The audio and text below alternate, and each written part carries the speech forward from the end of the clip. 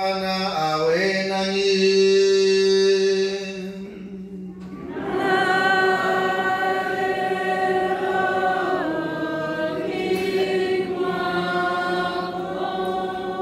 Somo katika Injili iliyoandikwa na Luka.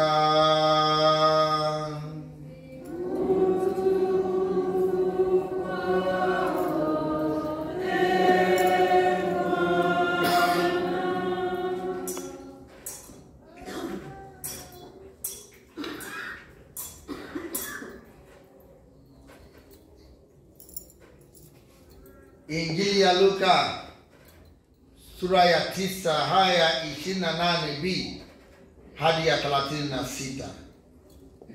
Yesu aliwatua Petro na Yohane na Yakobo, akapanda mlimani ili kuomba. Ikawa katika kusali kwake, sura ya uso wake ikageuka, mavazi yake yakawa meupe yakimetameta. Na tazama, watu wawili walikuwa wakizungumza naye, nao ni Musa na Eliya. Walionekana katika utukufu, wakanena habari za kufariki kwake atakapotimiza Yerusalemu. Petro na wale waliokuwa pamoja naye walikuwa wamelemewa na usingizi, lakini walipokwisha amka walikuona utukufu wake na wale wawili waliosimama pamoja naye.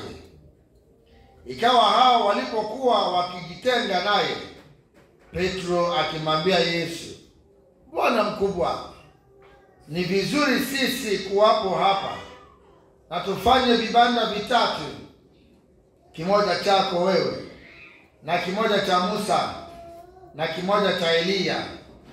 Hali hajui asemalo.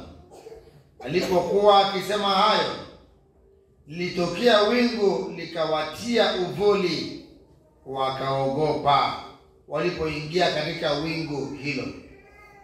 Sauti ikatoka katika wingu ikisema, huyu ni mwanangu mteule wangu, msikieni yeye. Na sauti hiyo ilipokwisha, Yesu alionekana yu peke yake, nao wakanyamaza, wasitangaze kwa mtu siku zile lolote katika hayo walioyaona. Neno la Bwana.